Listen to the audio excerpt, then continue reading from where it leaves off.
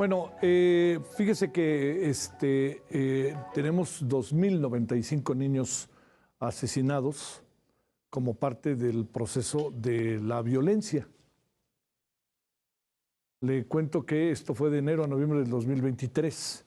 490 mujeres, 1.605 hombres, ¿sí? Para que usted se dé una idea de cómo están las cosas.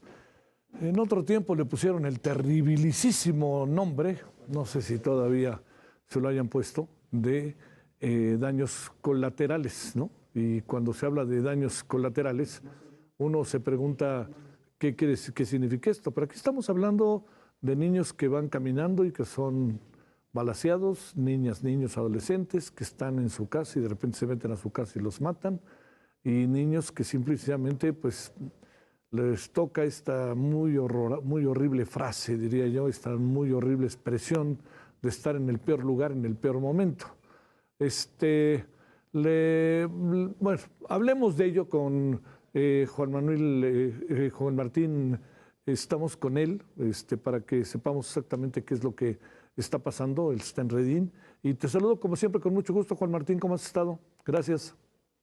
Buenas noches, estimado Javier. Gracias por la oportunidad y bueno, feliz año, Para aunque ti. tenemos un tema adverso en este Sí. tema, pero los mejores deseos para ti y tu equipo. Pues Vale. mira, yo creo que los datos que aportas es una constante que hemos tenido durante los últimos años, y hay tres factores estructurales que en tanto no cambien, el número de víctimas infantiles se mantendrá o crecerá según la dinámica.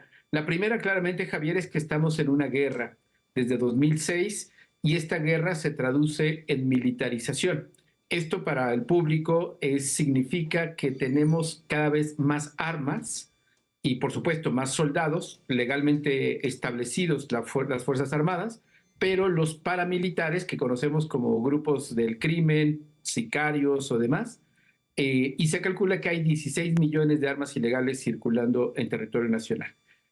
Un tercer factor que está asociado a esta guerra como definición estratégica del Estado, la militarización de todo el espacio público y la vida cotidiana.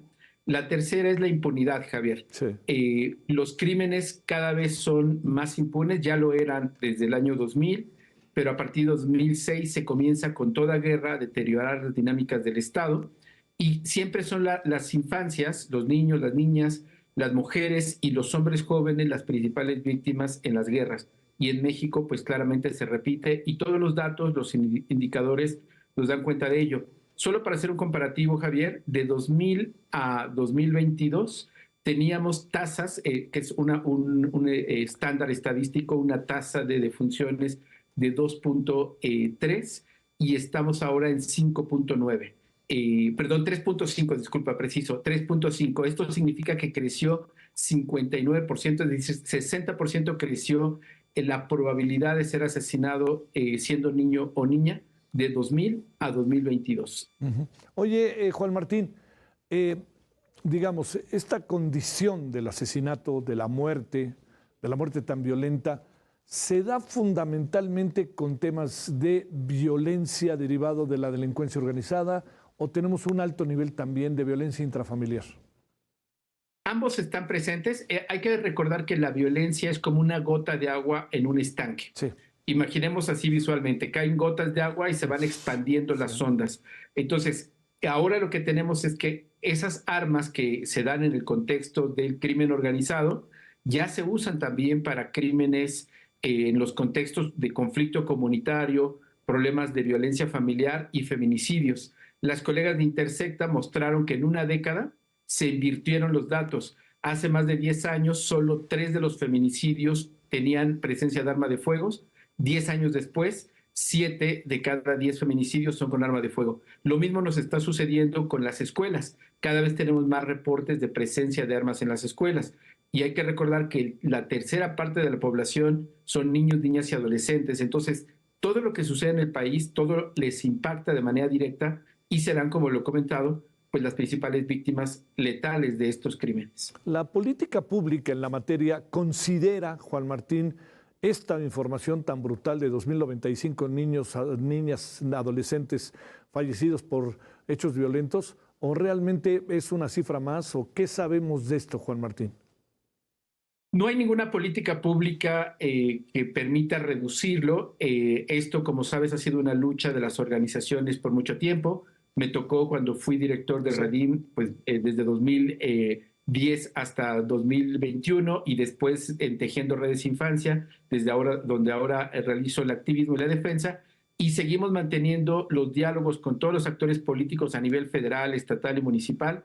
Y la respuesta es que si nos llegan a escuchar, lo hacen pues con descendencia, digamos amablemente, pero no se traduce en ninguna acción. El marco normativo está ahí, es decir, no, ni siquiera tenemos que hacer una nueva ley, está establecido. Más bien es una falta de voluntad política, por un lado, para que las fiscalías investiguen los crímenes, y estamos hablando de homicidios, pero la misma gravedad tenemos con desaparición de niños y principalmente niñas. La impunidad que tienen en el sistema judicial ante carpetas de investigación mal realizadas o torturas u otras cosas que hace mal la autoridad y que en el Poder Judicial con poca sensibilidad también se traduce en que tenemos una impunidad, Javier, del 95 al 97% cuando los niños y niñas son víctimas. Y las poquitas sentencias, es decir, de cada 100 carpetas, solo 3 alcanzan algún tipo de sentencia, son bastante amables con los agresores y eso obviamente permite que los crímenes se repitan y se vuelvan a alimentar. Oye, digamos, además de lo que hace Tejiendo Redes Infancia, no hay una reacción, pienso, Juan Martín, de parte de UNICEF, de parte de organismos internacionales que puedan sacudir lo que hace el gobierno, Juan Martín? Sí, mira, para recordar un poco también que hace ya precisamente 14 años, perdón, 13 años, en Sí. 2011, el 4 de marzo de 2011, el Comité de Derechos del Niño de Naciones Unidas le pidió al Estado mexicano cambiar la estrategia de seguridad por el alto impacto negativo en muertes y desaparición de niños y niñas, le pidió tipificar el crimen de reclutamiento forzado y han pasado ya 13 años y se niega el Estado mexicano, han pasado 3 partidos políticos, el PAN, el PRI y Morena, y se han negado sistemáticamente a hacer una estrategia de acuerdo a los estándares internacionales. La Comisión Interamericana de Derechos Humanos ha citado al Estado mexicano en 3 ocasiones para afrontar el tema de desaparición, homicidios y reclutamiento, y ninguno de los compromisos que se han establecido ante la Comisión Interamericana o las observaciones tanto de Naciones Unidas, específicamente del Comité de Derechos del Niño, las han cumplido. Estamos próximos a otro examen. En el mes de septiembre próximo, México se vuelve a presentar ante el Comité de Derechos del Niño de Naciones Unidas y no hay hasta el momento ninguna señal ni vistas de que esto vaya a cambiar hasta ahora. Oye, ¿tendremos otras cifras además de estas? ¿O estas son cifras que cómo podemos hablar de su certeza? ¿No tendremos más niños muertos, más niñas muertas, más adolescentes muertos por hechos violentos?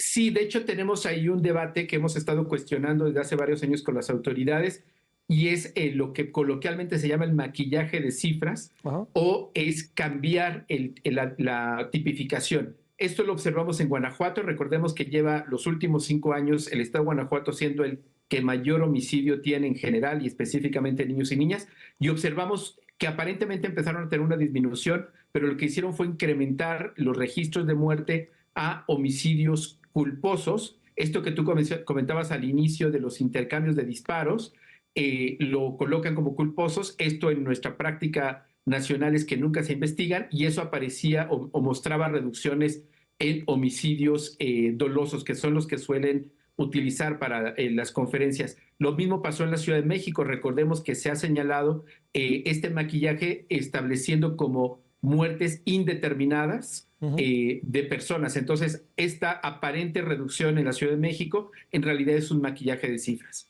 Oye, ¿para dónde vamos el año que entra? ¿Cómo empezamos este año con más de 400 personas muertas simplemente en los primeros 11 días del año? Mira, yo creo que hay varios factores. Uno es que lamentablemente con la guerra que se emprendió hace ya más de 17 años, la necropolítica, en este concepto sociológico que ya se usa en muchos países, es decir, que las y los políticos definen todo en función del número de muertos. Y esto lo estamos viendo también en el proceso electoral, que por cierto hay que decir, Javier, está absolutamente invisible la infancia no hay ningún plan ni propuesta, ni los programas de los partidos y las candidaturas no tienen a niños y niñas presentes, 1 de cada 3 habitantes. Y tercero, lamentablemente no es un tema que movilice a la sociedad en su conjunto, y los medios de comunicación tienen mucha dificultad para ver este tema, considerándolo generalmente como no prioritario. Te mando un gran saludo, Juan Martín Pérez. Muchas gracias que estuviste con nosotros, como siempre. Gracias y buenas noches. Gracias por la oportunidad, Javier. Buenas noches. Siempre es un gusto. Gracias.